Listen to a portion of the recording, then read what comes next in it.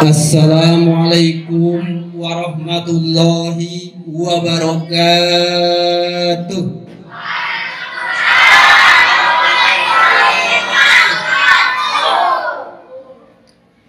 Alhamdulillah, alhamdulillah, nahmaduhu wa nasta'inuhu wa nastaghfiruh wa na'udzu billahi min syururi anfusina wa min sayyiati a'malina.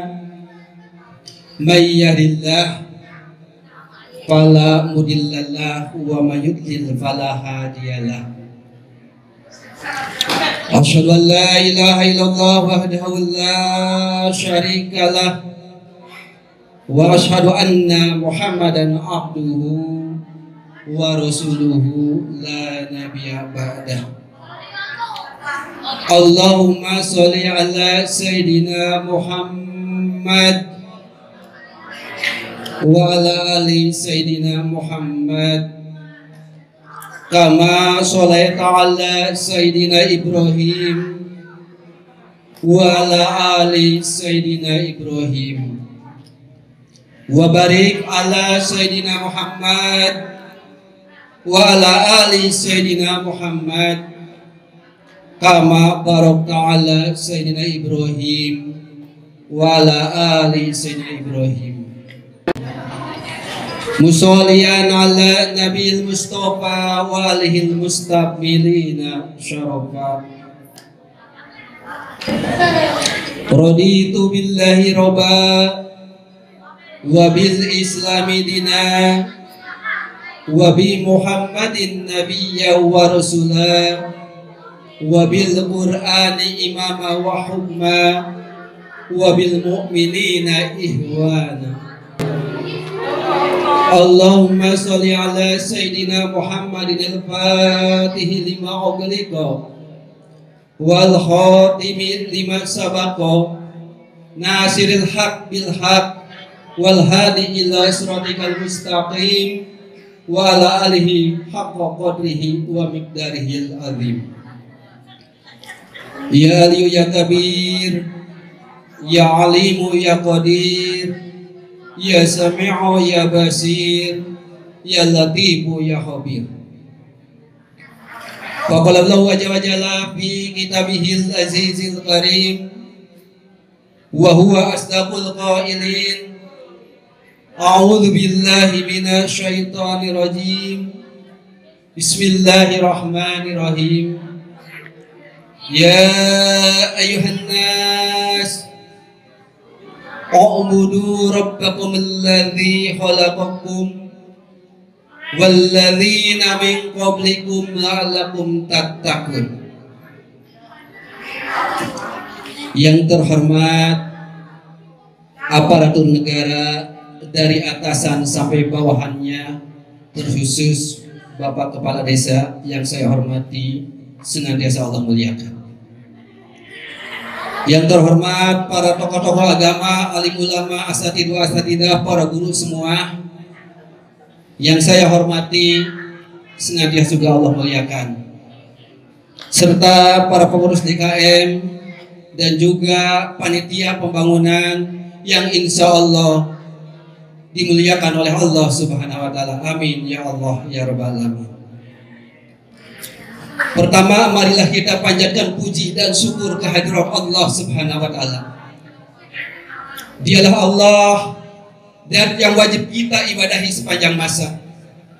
Dialah Allah yang telah memberikan kepada kita semua nikmat, di antaranya nikmat iman dan juga nikmat Islam.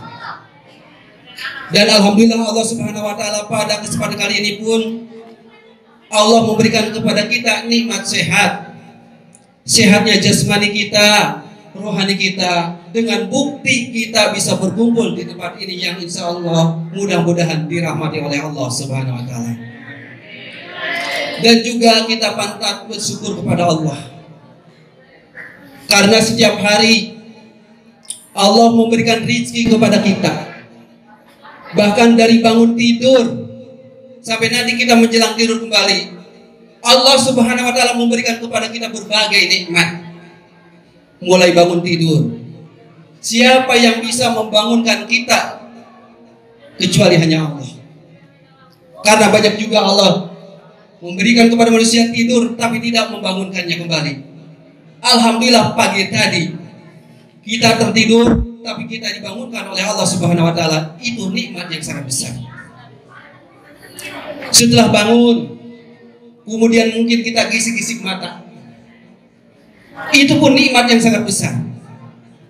Bayangkan kalau mata kita tidak berkedip, bagaimana yang bisa kita rasakan? Dan itu pun nikmat yang sangat besar yang Allah berikan kepada kita. Kita lihat contoh sederhana orang yang kena stroke ringan saja. Ketika sebelah matanya bisa berkedip, sebelah mata yang satunya tidak berkedip, maka pedih terasa. Tapi kita coba bayangkan, pernah nggak kita berpikir nikmat-nikmat yang tadi Allah berikan? Kemudian kita bisa bangun, sampai pun mungkin keluar angin dari bokong kita. Itu sebuah nikmat atau bukan? Bangun tidur, itu sebuah nikmat. Pernah nggak bersyukur? Bahkan setelah itu Allah kasih nikmat materi kepada kita, nikmat napas kepada kita. Kemarin mungkin ketika kita beli oksigen, berapa harga satu tabung? Tapi pernah gak kita berpikir dari semenjak lahir sampai sekarang, berapa biaya yang harus kita keluarkan untuk napas saja? Nah, inilah nikmat yang harus kita syukuri. Begitu banyak nikmat yang Allah berikan kepada kita, kalau dihitung materi tidak ada nilainya. Maka mudah-mudahan dengan hadirnya kita di sini, berkumpulnya kita di sini, insya Allah ini salah satu kita bersyukur kepada Allah Subhanahu wa taala. Amin ya Allah ya Rabbal alamin. Kemudian yang kedua, sholawat dan salam senantiasa tercurah kepada Habibana wa Nabiyana Muhammad sallallahu alaihi wasallam. Beliau adalah hamba pilihan Allah yang sudah sempurna memberikan contoh kepada kita. Baik contoh di dalam berkeluarga, contoh di dalam bermasyarakat, bahkan sampai contoh di dalam bernegara pun. Karena Allah sudah katakan, laqad kana lakum fi Rasulillahi uswatun hasanah. Yakin nyata pada diri Rasul ada uswah bagi kita. Bagi pengurus negara, Rasul bisa jadi uswah. Kenapa? Rasul pun pemimpin sebuah negara. Bagi pengusaha, Rasul pun bisa dicontoh. Bagi tokoh agama, Rasul pun bisa dicontoh. Makanya udah jelas kata Allah, Nabi Muhammad SAW adalah uswah yang terbaik. Dan memang pantas. Kalau manusia nyontoh manusia, insya Allah bisa. Beda lagi kalau kita sebagai manusia disuruh nyontoh malaikat. Kita berumah tangga, malaikat tidak. Kita butuh makan minum, malaikat tidak. Maka ketika nyontoh ke malaikat, yakin tidak akan bisa. Tapi kalau nyontoh kambing sama kambing, insya Allah bisa. Tapi kalau kambing disuruh nyontoh sama bebek, tidak akan bisa. Artinya kalau tidak sejenis, tidak akan bisa. Nah, manusia nyontoh manusia, insya Allah bisa. Walaupun nyontohnya Rasulullah SAW bikin angka 9 yang gede, kita pun harus bikin angka 9 walaupun kecil. Itulah yang disebut kita nyontoh ke Rasulullah SAW. Yang mudah-mudahan kita pun semua adalah orang-orang yang bisa nyontoh kepada Rasulullah SAW. Kemudian tidak lupa kepada keluarganya, sahabatnya, tabi'in, tabi'ut tabi'in, dan kita pun yang berharap mudah-mudahan kita adalah orang-orang yang selalu tercatat istiqomah untuk mengikuti langkah-langkah beliau. Amin ya Allah ya Rabbal alamin. Hadirin rahimakumullah yang saya hormati, senantiasa Allah muliakan. Malam ini adalah malam yang sangat berbahagia. khususnya bagi kita yang hadir di sini. Kenapa bahagia? Karena di sini adalah salah satu riyadun min riyadil jannah, tamannya dari taman surga. Yang insya Allah orang yang hadir di sini dengan ikhlas di dalam jiwanya akan mendapatkan salah satu nilai nikmat dari Allah Subhanahu Wa Taala, yaitu harumnya surga. Amin ya Allah ya Rabbal Alamin. Kemudian insya Allah di dalam takbir ini saya akan membahas tentang seputaran dengan pembangunan masjid. Kenapa ini harus kita uraikan dan jelaskan? Karena salah satu faktor umat rusak, salah satu kehidupan norma masyarakat berantakan, karena salah satunya itu yaitu faktor masjid tidak ditempatkan sebagaimana fungsinya. Dan ini pun saya akan uraikan lewat hadis riwayat Al-Imam Al-Baihaqi. Rasulullah Shallallahu Alaihi Wasallam pernah bersabda, "Sayati jamanun min ummati la yabqa minal Islam illa ismuhu wa la yabqa minal Quran illa rasmuhu wa ma sajiduhum amiratun harabun minal huda." Riwayat Al-Baihaqi. Rasulullah Shallallahu menerangkan, akan datang suatu zaman dari umatku, Islam itu tinggal nama. Kalau kita perhatikan kata-katanya, lafaz-lafaznya, menurut ketentuan ilmu nahwu shorof dan ilmu balaghah, pertama sayati itu diawali dengan sin, salah satu ciri fi'il untuk mudhari kata kerja yang akan datang. Artinya ini zaman akan berlaku dari sekarang ke depan. Dan zamannya itu pakai isim nakiroh yang tanpa pakai alif lam. Berarti waktunya pun masih samar. Secara pasti kita waktunya itu nggak tahu. Tapi kita baru bisa tahu indikasi-indikasinya saja.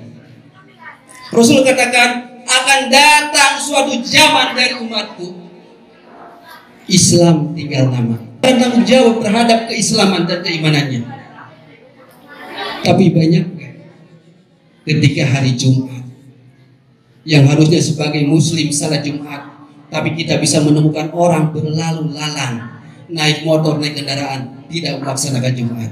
Sering gak kita ketemukan. Berarti Islam tinggal nama. Yang kedua, wala yabqa minal Quran illa rusmuhu. Quran itu ada, tapi cuma tulisan-tulisan saja. Sampai kita pun di dalam HP mungkin Quran itu ada. Sampai kita tulis juga mungkin di tembok-tembok masjid. Sampai pun mungkin kita tulis Al-Quran itu di surat undangan. Yang harusnya Quran itu adalah fi suduril mu'minin. Quran itu adalah di jiwa-jiwa orang yang beriman. Tapi nyatanya kenapa Quran cuma jadi tulisan-tulisan? Salah satu faktornya yaitu fungsi masjidnya tidak digunakan dengan semestinya. Maka ketika kita bicara masjid, fungsi masjid yang utama itu seperti apa? Dikatakan oleh Rasulullah Sallallahu Alaihi Wasallam, wa masajiduhum amiratun.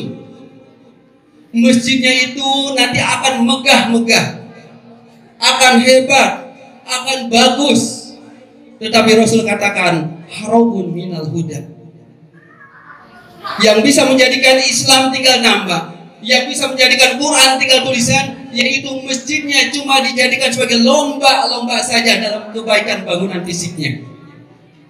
Maka mudah-mudahan di sini DKM-nya, tokoh agamanya akan menjadikan masjid ini bukan harab minal huda, bukan jauh dari petunjuk. Justru masjid ini akan mendekatkan dan petunjuk kepada Allah Subhanahu Wa Taala. Amin ya Allah ya Rabbal Alamin. Kenapa bisa Islam tinggal nama? Karena ini fungsi masjid tidak digunakan dengan sesungguhnya. Andaikan fungsi masjid digunakan dengan sesungguhnya, mungkin muslimah di Rasulullah Sallallahu Alaihi Wasallam pun bersabda,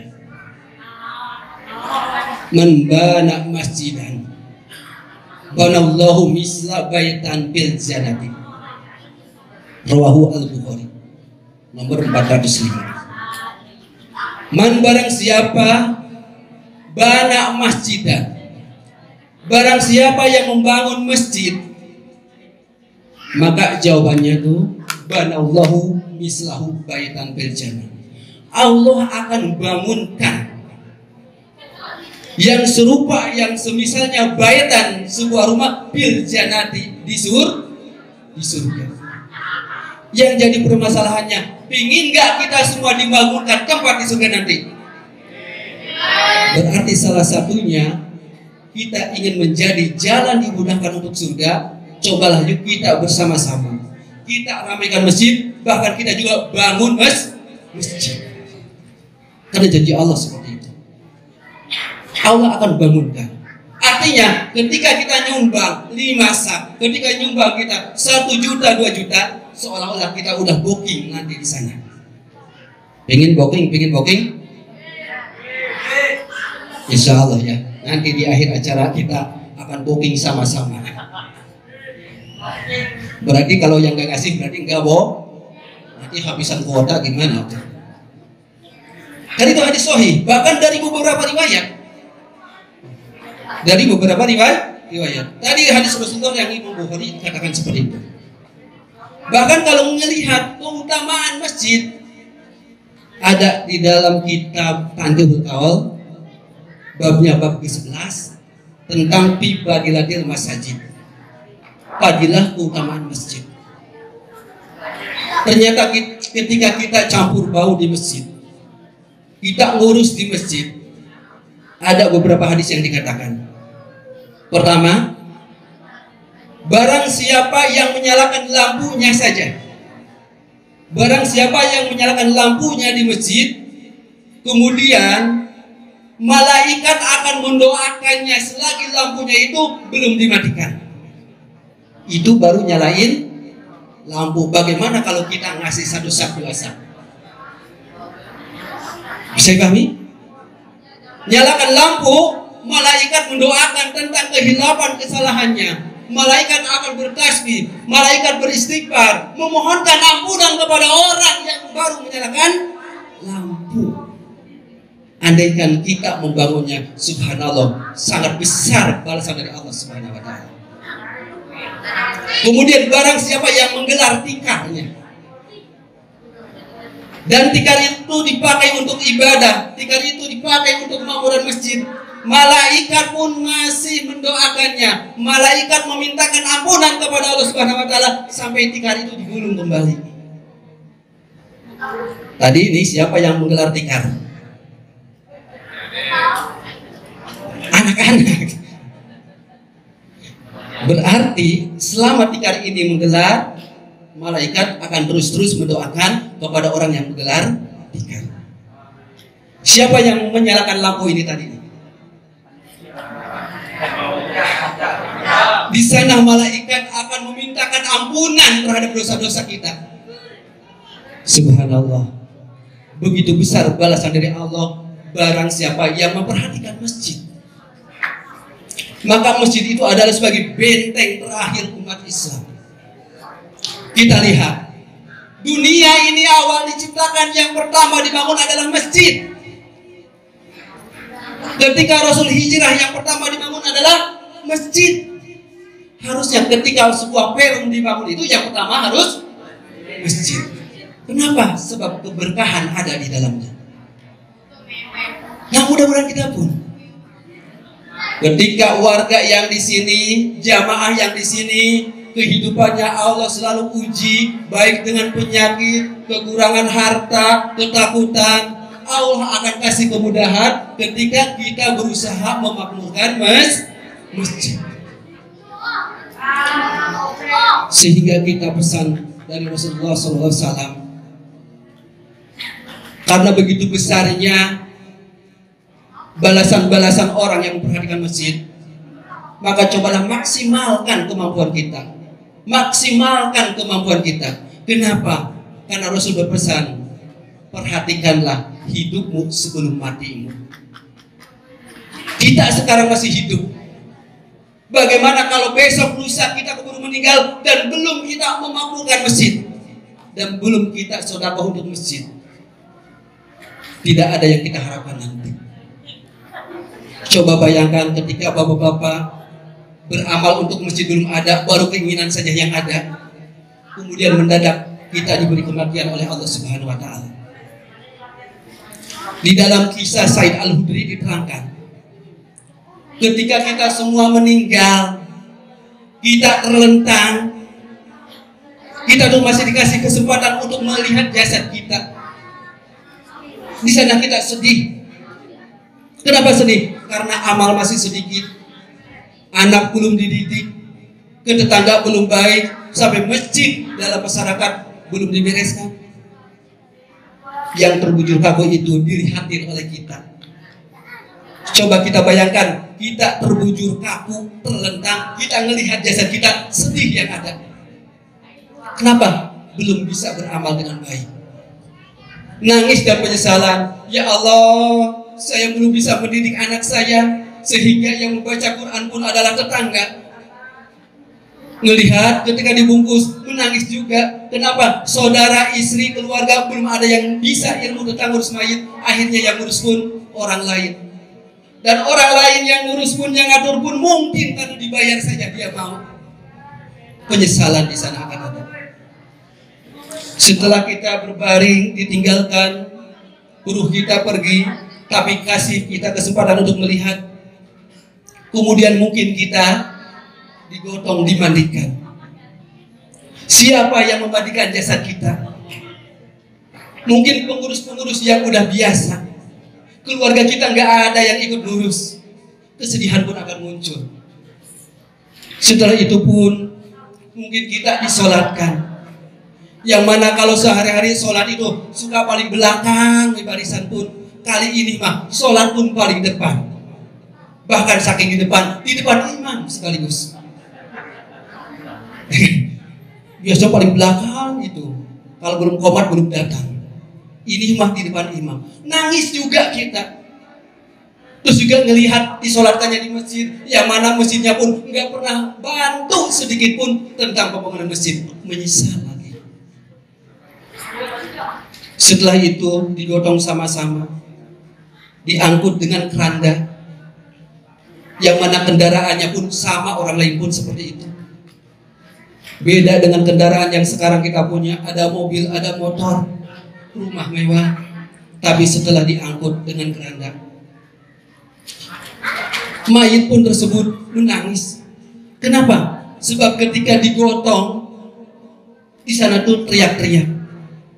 Ketika tempat balasannya akan kebaikan, bicara tuh asri, segera saya bawa ke sana, segera saya bawa ke sana. Tapi kalau yang amalnya baik dan banyak, terus bagaimana kalau amalnya keburukan? Bicaralah tuh mayat yang lagi digotong tuh. Ke siapa? Untung yang tanggungnya itu nggak dengar ya. Coba andaikan yang lagi nanggung dengar, mungkin dilemparin tuh mayat. Yang mendengar itu cuma binatang. Apa perkataannya? Kipu, berhenti sampai di sini, jangan saya masukkan ke sana. Kenapa? Karena amal buruknya lebih banyak, amal baiknya sedikit. Setelah itu dimasukkan ke sebuah rumah yang ukurannya pun sama. Bukan rumah yang kita miliki sekarang yang megah, tapi kita akan dimasukkan ke lubang yang sama, yang di sana adalah tanah. Dimasukkanlah kita, dan bayangkan apa yang kita miliki semua ditinggalkan. Harta yang kita miliki nggak kita bawa. Istri yang katanya sehidup semati pun tetap ditinggalkan. Ada yang dibawa istrinya masuk ke liang lahat. Ngomongnya masih hidup semati, tapi ketika meninggal si hidup dan tidak semati. Maka ditinggalkanlah. Apa yang menemani mayat di dalam kubur? Hanyalah amal perbuatan kita. Maka sebelum waktu amal kita tidak bernilai, sebelum waktu kematian itu datang, cobalah perhatikan hidupmu sebelum matimu. Nah sekarang alhamdulillah, Allah Subhanahu wa ta'ala masih memberikan kepada kita kesempatan untuk sama-sama membangun rumah Allah, membangun sentral benteng bagi umat Islam, membangun tempat yang memberikan barokah, membangun bangunan yang pertama Allah perhatikan, yaitu masjid. Yang insya Allah kita semua yang di sini bisa ikut masuk di dalamnya, dan mudah-mudahan kita pun diberikan keberkahan oleh Allah Subhanahu wa taala. Hadirin rahimakumullah. Di sini bahasanya rehab total ya, Haji, rehab total. Bagaimana cina amal-amal saya dulu pun saya ngecor cina. Sekarang mau dibongkar, gimana amal saya masih bernilai apa enggak? Dulu saya mungkin ngasih kaca, bagaimana masih bernilai atau enggak? Jangan khawatir, ketika ini dibongkar totalitas, orang-orang yang dahulu memberikan pun sedekah untuk membangun masjid ini, insya Allah tetap dapat nilainya. Kenapa? Karena waktu itu Utsman bin Affan waktu mau membongkar Masjid Quba. Kita lihat sejarah, Masjid Quba itu dibangun di zaman Rasulullah SAW awal hijrah ke Madinah. Itu direhab pertama kali itu, rehab secara total zaman Utsman. Berarti berapa fase masa? Rasulullah, Abu Bakar, Umar, Utsman. Kira-kira waktu yang lama gak? Ketika Utsman radhiyallahu anhu mau membongkar, sahabat-sahabat banyak yang gak setuju. Wahai khalifah, bagaimana orang yang dahulu mengorbankan pelepah kurmanya untuk atap? Bagaimana orang dahulu yang mengorbankan pohon kurmanya untuk tiang? Bagaimana orang dahulu yang membangun bata-bata dari tanah kemudian mereka panaskan? Mereka akan hilang nilainya. Bagaimana menurut engkau? Kemudian Utsman menjawab, sesungguhnya aku berani seperti ini karena Rasul pernah berkata, yaitu perkataannya tadi riwayat Imam Bukhari, man bana masjidan, barang siapa yang membangun masjid, banallahu, Allah akan bangunkan misla baitin, seumpama rumahnya fil jannah, di surga. Jadi amalan orang dahulu yang bikin pelapahnya untuk dijadikan atap, kemudian pohonnya dijadikan tiang, temboknya dijadikan dari tanah, walaupun udah dibongkar, walaupun udah dimusnahkan, tetap nilai pahalanya masih ada. Berarti kita pun yang renov sekarang, walaupun mau dibongkar semua, orang-orang yang dahulu menyodokkan keramiknya, menyodokkan besinya, pasirnya, tetap nilainya ada. Nggak akan dibongkar lagi oleh Allah. Nggak bisa kayak gini, kita direhab, nanti di surga rumahnya dibongkar lagi, enggak. Tetap nilainya akan ada. Maka mudah-mudahan sebelum fase kita, fase menjelang kematian, sekarang masih banyak waktu, mudah-mudahan kita dimampukan oleh Allah Subhanahu wa taala untuk sama-sama berkumpul bersama-sama, sedikit demi sedikit kita membangun rumah Allah ini. Amin ya Allah ya rabbal alamin. Kemudian kenapa kita perlu juga bersedekah untuk membangun masjid? Karena saya teringat dengan salah satu pesan Rasulullah SAW kepada Abu Dar Al-Ghifari. Siapa sih Abu Dar Al-Ghifari? Abu Dar itu adalah sahabat Rasulullah yang ketika beramal itu mendapatkan rizki dari tangan kanan. Beliau nggak pernah pegang, tapi langsung keluar lewat tangan kiri. Beliau adalah yang terus-menerus ikut peperangan. Beliau adalah yang di mulutnya keluar ayat-ayat Allah. Tetapi suatu saat, ya Abu Dar, wahai Abu Dar, ta'al huna, wahai Abu Dar, datang ke sini, kata Rasul. Setelah ada di hadapan Rasulullah SAW, Abu Dar berpesan, ya Abu Dar, wahai Abu Dar, jadi di Sabinah bainal bahra amik. Wahai Abu Dar, perbaharuilah perahumu, karena lautan ini sangatlah dalam. Nah ternyata itu kalimah majaz, perumpamaan. Karena Abu Dar bukan disuruh untuk memperbaharui perahu, karena di daerah Abu Dar itu nggak ada perahu, namanya pun desa Ghifar. Maka disebut Abu Dar Ghifar itu. Ghifar itu adalah sebuah pegunungan, yang mana di dalam pegunungan nggak mungkin ada perahu. Terus kenapa Rasul pesannya perbaharui perahu? Itu majaz jiasan, yaitu jiwanya, hatinya. Jadi sepakat Abu Dzar pun disuruh memperbaharui hatinya. Yang kedua pesannya ini, padahal Abu Dzar tadi sudah banyak amalnya, peperangan, ikut peperangan dalam setiap peperangan. Kemudian ketika bersedekah berinfak dari tangan kanan langsung ke tangan kiri, di mulutnya keluar ayat-ayat Allah. Tapi oleh Rasul dipanggil, ya Abu Dzar hujada kamilan, wahai Abu Dzar, kumpulkan bekal sebanyak-banyaknya.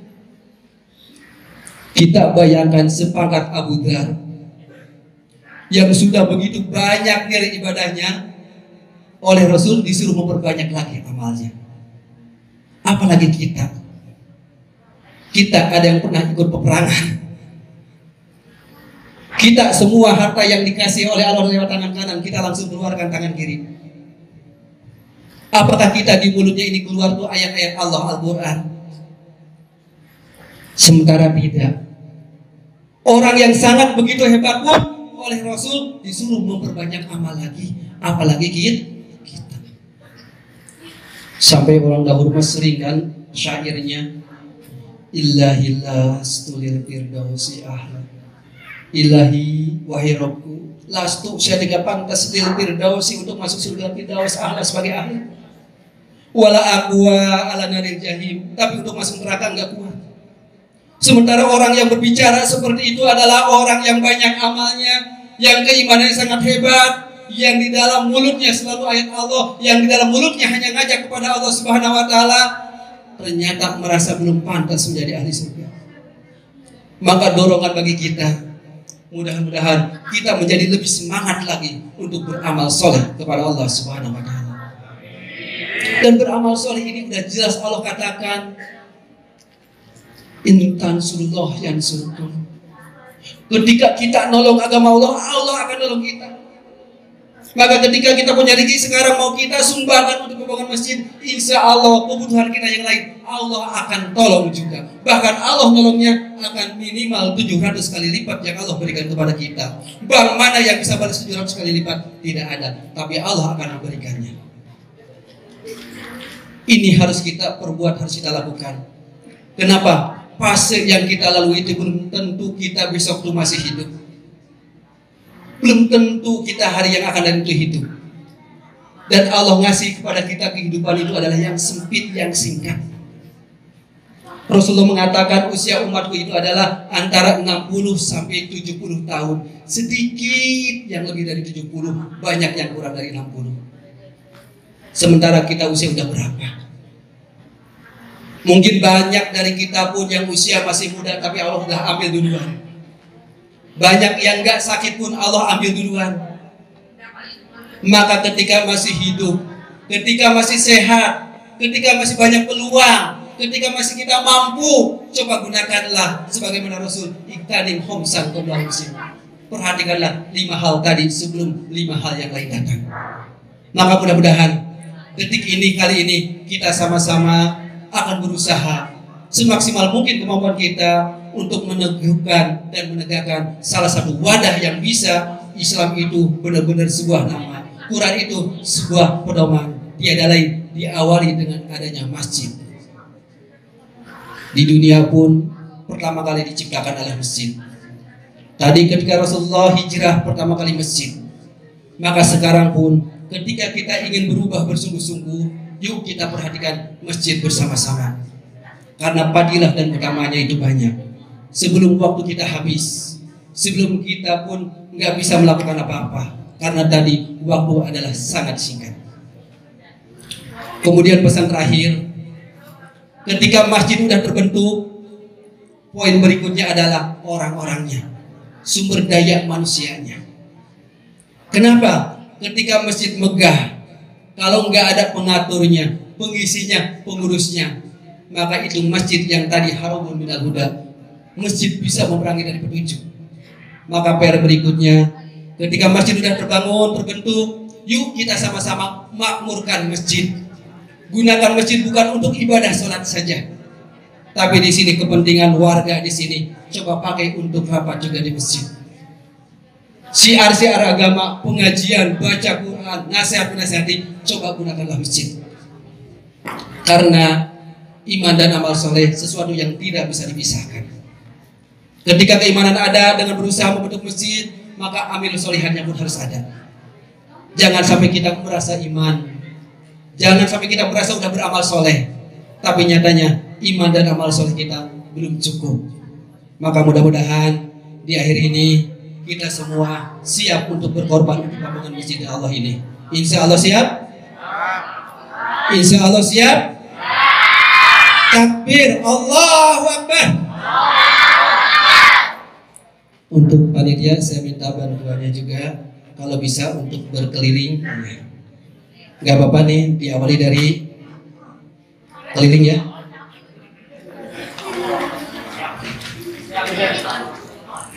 Ada yang bisa bantu baca sholawat? Kepada tim sorban, ada tim sorban.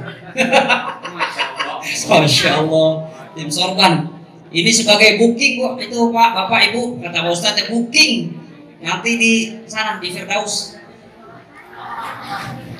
Inna Allaha malaikatahu yusalluna 'alan nabi ya ayyuhalladzina amanu sallu 'alaihi wa sallimu taslima.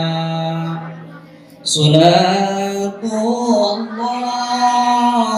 salamullah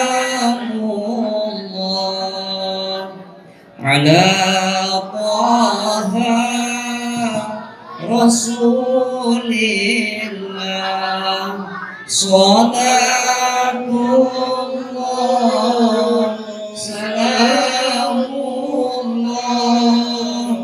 ala yasin habibillah. Ayo Bu, Bapak Ibu. Salatullah salamullah ala taha rasulillah. Salatullah salamullah ala yasin habibillah. Tawassalna bismillah wa bil hadi rasulillah wa kulli mujahidin lillah bi amil badri ya Allah. Salatullah salamullah ala taha rasulillah.